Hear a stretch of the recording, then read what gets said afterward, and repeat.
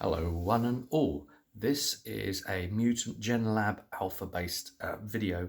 I'm going to give you an anecdote about something crazy that happened at our session. And I think it should convey the sort of things that can happen when you play a game like this.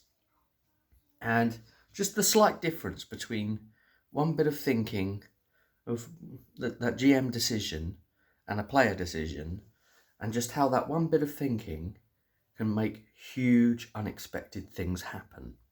And I suppose those huge unexpected things are the things that GMs are here at the table for. This is what you keep coming back for. So we'll look at this anecdote in particular. There will be spoilers in this, potentially, for Genlab Alpha, just to warn you.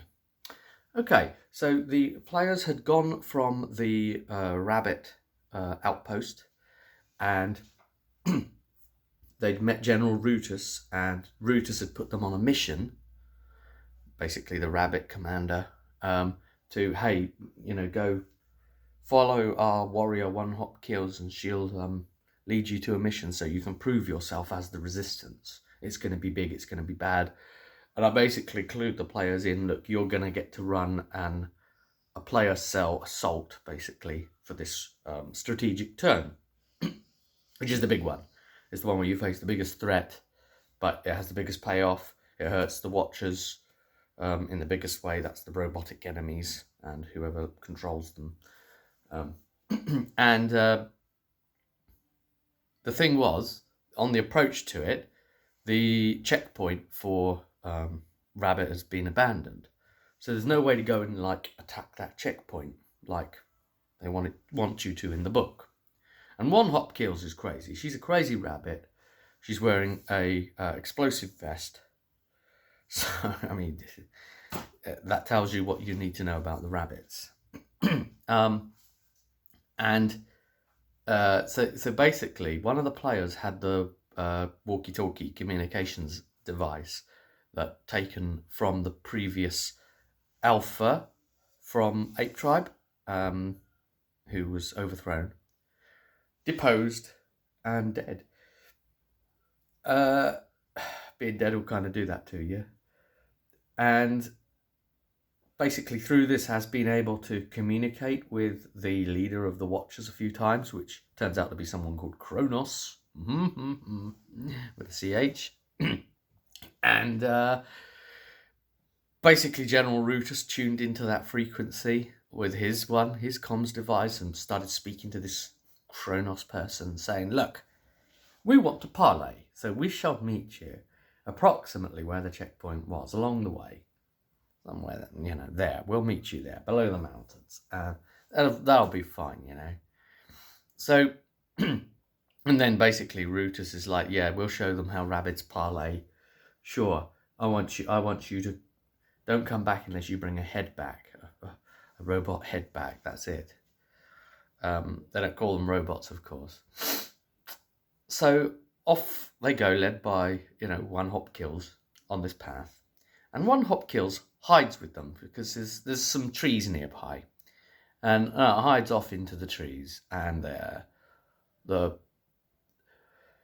book would have you just face a few sentinels, and our players are at a point now already where a few sentinels would be highly anticlimactic. Also, we're at the point where we are trying to, step up the threat of everything constantly so they can fill that upward curve, so that it isn't just like really weak encounters that suddenly just emerge. I mean, sometimes like a drone recon will come along, but that's really dangerous in of itself because, it could call for backup. So it's weak, but, so this was a walker. And the thinking on trying to get these things in early as well is also something like a walker. It has other mark variants on it as well, not just the original. So, you've got to start exposing them to these things. And based on what happened, oh my God, Right. So basically, yeah, the grenade that also the Alpha had back at Ape, that was swiped. In fact, by the scavenger chimpanzee Faraday, who managed to actually scavenge a second one. So, he's got these 2 grenades. Let's just bear that piece of information in mind. This is an explosive anecdote. Right. So the animal mutants are hiding behind trees, and they manage to stealth up on this walker. And basically, the walker is a great big quadruped carrier device. It's a tank basically on 4 legs. So it's got a cannon fire thing and other laser things, and it's just crazy, and it's really high strength and great armor and all the rest of it. At a tier that the players haven't yet encountered, so that's great. And it's got compartments in where it can either have a lab, complete with an observer to work the lab, or it can be armed for up to 4 watchers or what have you. So there was things inside it, and basically the hatch comes down, and so as not to sort of convey a threatening atmosphere, an observer came out. Now the observer is basically like a spindly humanoid. It's kind of like a protocol droid. You can be in some respects, but even more spindly, like C-3PO originally. But it's like a computer screen face that can convey a human image to try and communicate more effectively with the animals. And so that's what it sent as its delegate for this parlay. This is what Kronos sent. But there are 3 sentinels aboard the walker, ready in case anything goes wrong, and they can deploy out of it. But they're just sitting there waiting for an order. So there's a Mark 1, a Mark 2, and a Mark 3 sentinel. Mark 3 is the most dangerous, of course. So, those 3 and an observer who himself itself is armed. It's got like a buzzsaw hand and like a scalpel hand and some sort of weird injector thing. And so there's that, and the walker itself, it feels like a pretty good threat level, right? Right, so our players are hiding behind these trees, and the observer comes out and he's waiting, and they boom out a thing saying, look, come on out, parlay with us. Don't hide. Now the players succeed on their stealth, which gives them basically a surprise round. So it's a free round against them if they want it. 1 Hop Kills goes first. She rolled a 6 on the initiative. She runs out of the tree line, jumps up on top of the walker using her feral power, her jump, and basically you see she's got a dynamite vest, and she's all like, this is the rabbit jihad, and have it, and then boom, she blows up, and the walker takes massive damage. Massive damage. They roll really well for that damage, which, cut right into the thing. Okay, and maybe on board I was going to have a few creepers deployed as well inside the walk-up, seeing as the observer's quite small. Might have room for a couple of creepers or something like that. They're the spider-like bot things, quite big still, but they can do things like repair, and they got like laser cutter things where they can jump on you and give you a critical hit immediately. Nasty things, if they can get to you.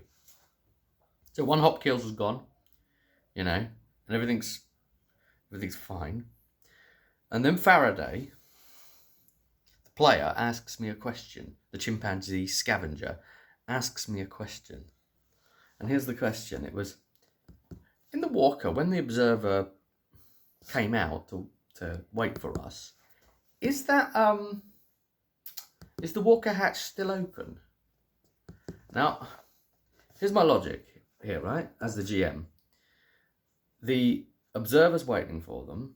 They're doing a kindness to the animals by not showing their super armed sentinels, and hey, we're a walker and sentinels. What's the worst that could happen from these animals? They're going to throw rocks at us.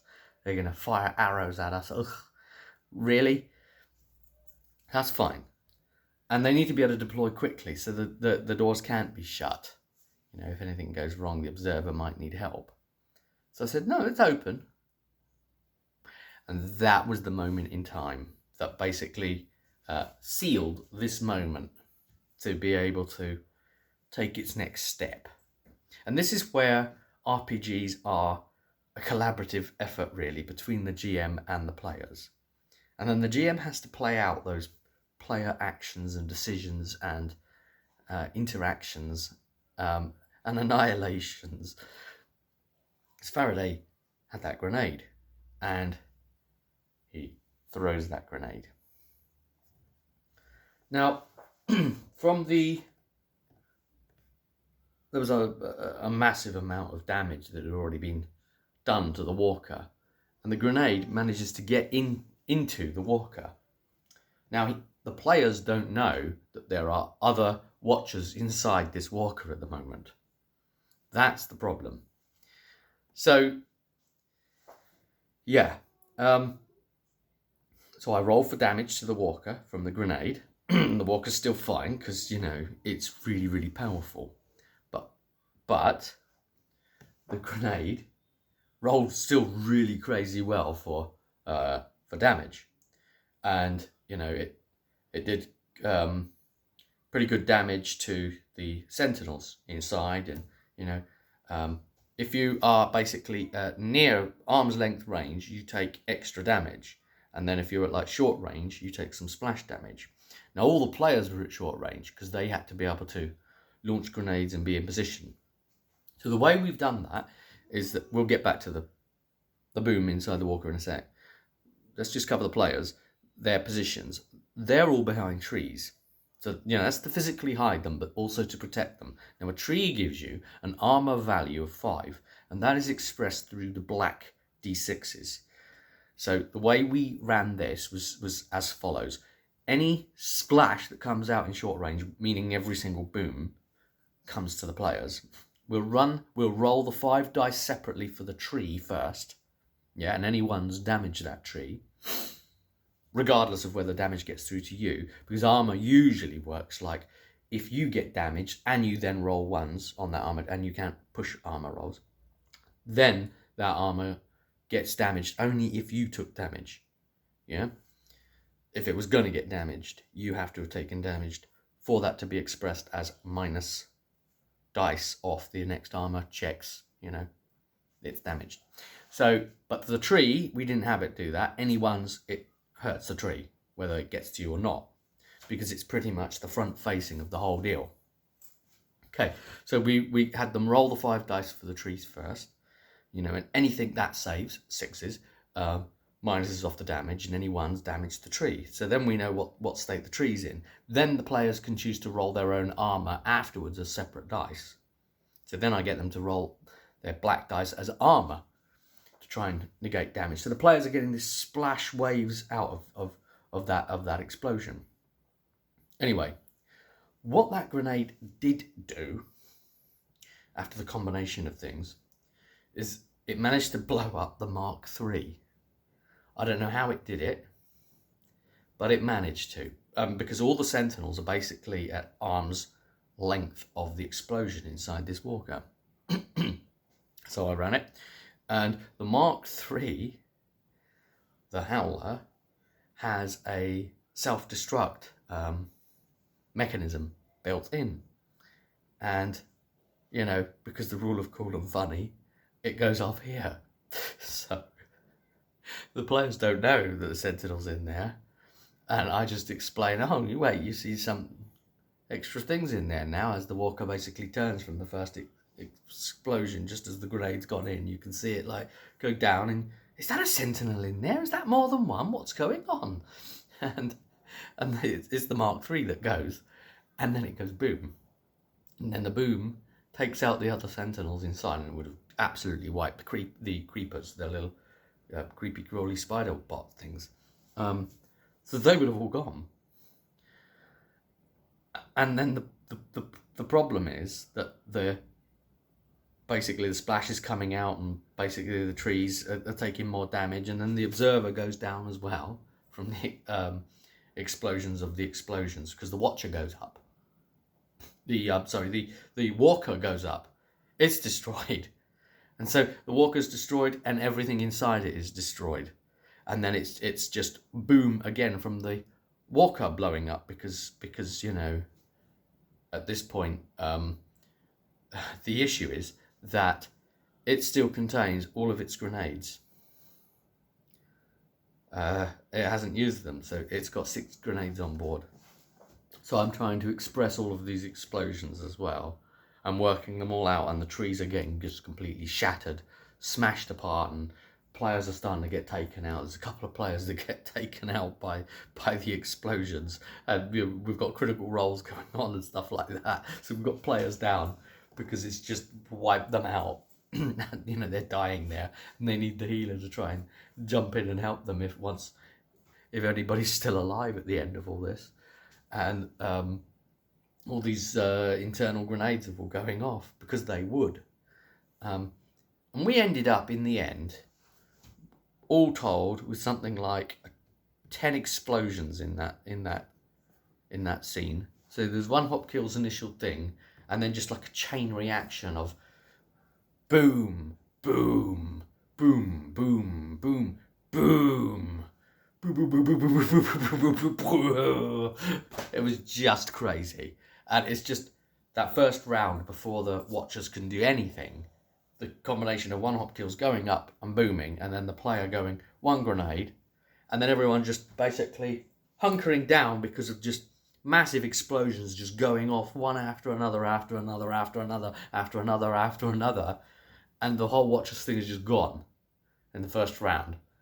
And the players alive there is just, there's a few up still, and then, like, what the hell? There's just this huge crater in the ground on the trail, and they're just trying to get the other ones up, and they managed to heal them. They managed to medicate them up and stabilize them, as it's called. Do a heal check to stabilize them. We've got a healer, so that healer is, yes, really sorely needed in these situations. And yeah, we've got some squishy ones as well, like a rabbit seer, as you'd expect, and people like that. Yeah, crazy, isn't it? Just isn't it crazy? And if that had been done differently, you know, if the Sentinels had have deployed out onto the road and then the hatches closed up again, we'd have been looking at something completely different. But it was the moment. It was the moment in time, and it was capitalised on narratively, intelligently, and it was the outcome of it. And you have to give that to the players because they've spotted it and they've gone for it. So you have to play that out. You have to reward them, even though it made what should have been a really intense, crazed fight over in one round before they can do anything about it. You have to do it because, you know, you have to reward ingenuity. So they managed it, and it was incredible. And, you know, I thought it's the smallest little decision that can turn everything. And when you've got players like that will make those calls and come up with those sort of ideas and get a hold of these things, you have to be careful the kind of artifacts that they can get hold of, because like the players got pretty super powered up, because when they went to the ski lodge of the dogs thing during key event 1 to get the EMP rifle, they broke into the scavengers horde, and it says there in the scavengers horde there are D6 number of artifacts. So they rolled the D6 and they rolled a 6, and they managed to yoink them all because they used distraction on the guy, and, you know, got into the room and yoinked it all. And out of the 6 things they found, one of them was a maser pistol, and the thing right after it was a backup E-pack that goes into the maser pistol. That's a pretty powerful electronic weapon there. Of course, the rabbit seer uses the maser pistol. What the hell? He didn't even need to fire. Incredible. I just thought I'd share that anecdote there for Genlab Alpha. Crazy game, crazy system. But yeah, well done Sweden on a pretty satisfying game. And until next time, I'll see you at what's left of the table.